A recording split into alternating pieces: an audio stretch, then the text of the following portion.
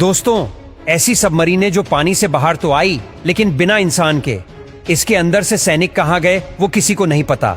और कई सारी ऐसी सबमरीनें जो आज तक गायब है। आज हम जानेंगे पनडुब्बी या समरी में रहने वाले सैनिकों के जीवन के बारे में। दोस्तों, एक मरीन यानी पनडुब्बी जो कि हर समय पानी में रहती है, उसमें रहने वाले सैनिकों को कितनी परेशानियों का सामना करना पड़ता होगा यह हम और आप शायद सोच भी नहीं सकते हैं। इन सैनिकों को खाने से लेकर सोने तक अलग अलग परेशानियों से गुजरना पड़ता है। दोस्तों, ये तो हम सभी जानते हैं कि आज हम अपने घरों में सुरक्षित और चैन से बैठे हुए हैं। ये सिर्फ हमारी सेना की बदौलत है।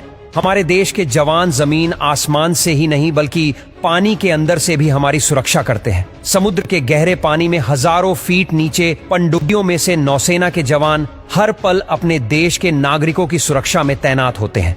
लेकिन क्या आपने कभी सोचा है कि हर पल पानी में रहने वाली इस पनडुब्बी में रह रहे सैनिकों का जीवन कैसा होता होगा?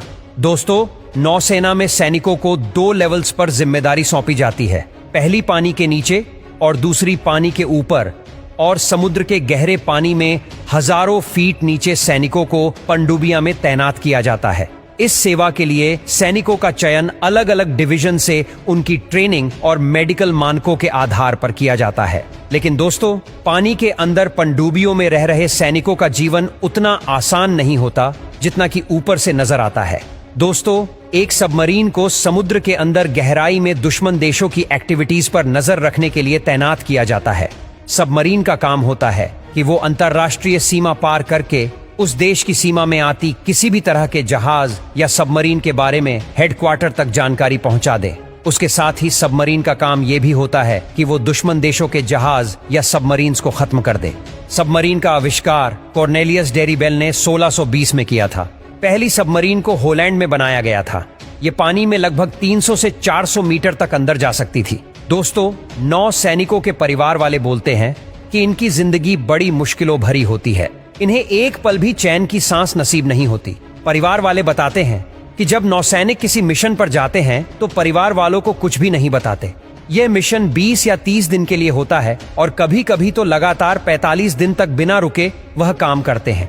इतना ही नहीं, परिवार वालों को यह तक पता नहीं होता कि वह कहाँ गया है, कितने दिन के लिए गया है और कब वापस आएगा, मिशन के लिए कब जा रहा है, कुछ भी नहीं। दुश्मन के परिवार वालों को सिर्फ इतना पता होता है कि वह ड्यूटी पर जा रहा है। इससे ज्यादा और कोई जानकारी उनके घर वालों को नहीं दी जाती। इन सैनिकों के अभियान की जानकारी सिर्फ और सिर्फ नौसेना के मुख्यालय को होती है। अगर परिवार में कोई परेशानी इस दौरान हो जाए तभी उस नौसैनिक को परिवार के पास नहीं जाने दिया जाता, यहाँ तक कि उसे बताया भी नहीं जाता।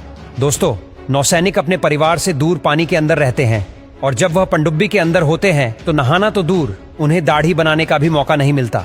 जी हाँ दोस्तों, नौसैनिक अगर 3 दिन के लिए पनडुब्बी में है तो उन्हें मुश्किल से 3 बार नहाने का मौका मिलता है, और वह भी सबकी सहमति के बाद, क्योंकि हर नौसैनिक को प्रतिदिन 3 से 4 मग पानी मिलता है।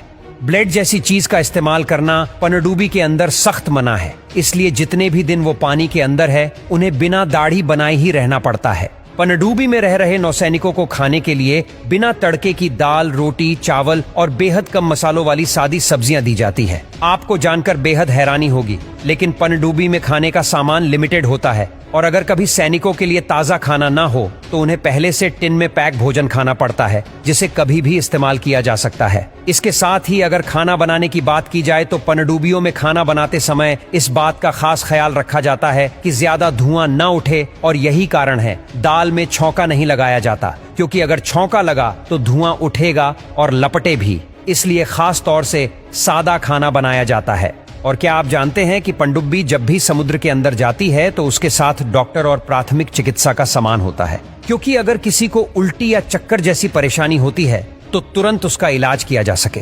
पनडुब्बी में सोने के लिए 2 कंपार्टमेंट होते हैं और कभी कभी कुछ नौसैनिक वहां भी सोने के लिए जाते हैं जहां मिसाइल और टोरपीडो रखे होते हैं, क्योंकि दोनों कंपार्टमेंट का तापमान गर्म होता है, जबकि जहां मिसाइल और टोरपीडो रखे होते हैं वहां का तापमान थोड़ा सा सर्द होता है। इसलिए नौसैनिक वहां भी सोने के लिए जाते हैं।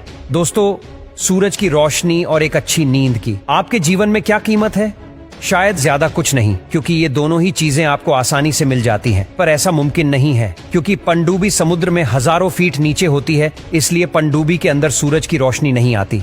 जिसकी वजह से जब वह समुद्र की सतह पर आती है तो बाहर आते समय नौसैनिकों को हाथ पैरों में जकड़न, ऐंठन और ठिठुरन जैसी परेशानियों का सामना करना पड़ता है। इतना ही नहीं, गहरे समुद्र के अंदर लगातार चलते रहने से उनके कानों पर काफी गहरा असर पड़ता है। इसलिए पनडुब्बी के अंदर नौसैनिक अपने कानों का खास ख्याल रखते हैं।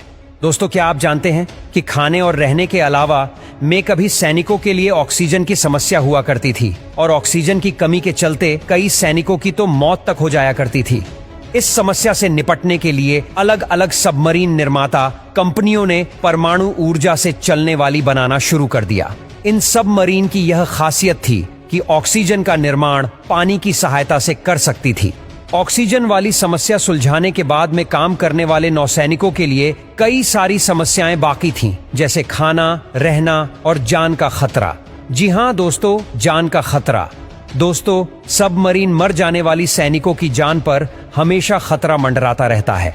उन्हें दुश्मन के अटैक से ज्यादा सबमरीन में लगी मशीनों से खतरा होता है। यानी दुश्मन से ज्यादा एक पनडुब्बी में लगी मशीनें ही सैनिकों के लिए खतरा बनती है। दरअसल दोस्तों, सबमरीन एक काफी बड़ा स्ट्रक्चर है जिसे कई सारी मशीनों की मदद से चलाया जाता है। इन सारी मशीनों को उसी सबमरीन में ही रखा जाता है, जिस कारण वहां रहने वाले लोगों के लिए मुश्किल से हर व्यक्ति पर आधा मीटर जगह बचती है। वो जगह भी उनके लिए सुरक्षित नहीं होती, क्योंकि वह नहीं जानते कि कब कौन सी मशीन गलत तरह से काम करने लग जाए और कोई बड़ा हादसा हो जाए। इसलिए एक साथ सभी सैनिक सो भी नहीं सकते, इसलिए उन्हें सोने के लिए अलग अलग शिफ्ट दी जाती है। उनके सोने के लिए उन्हें बस 6 घंटों का समय दिया जाता है।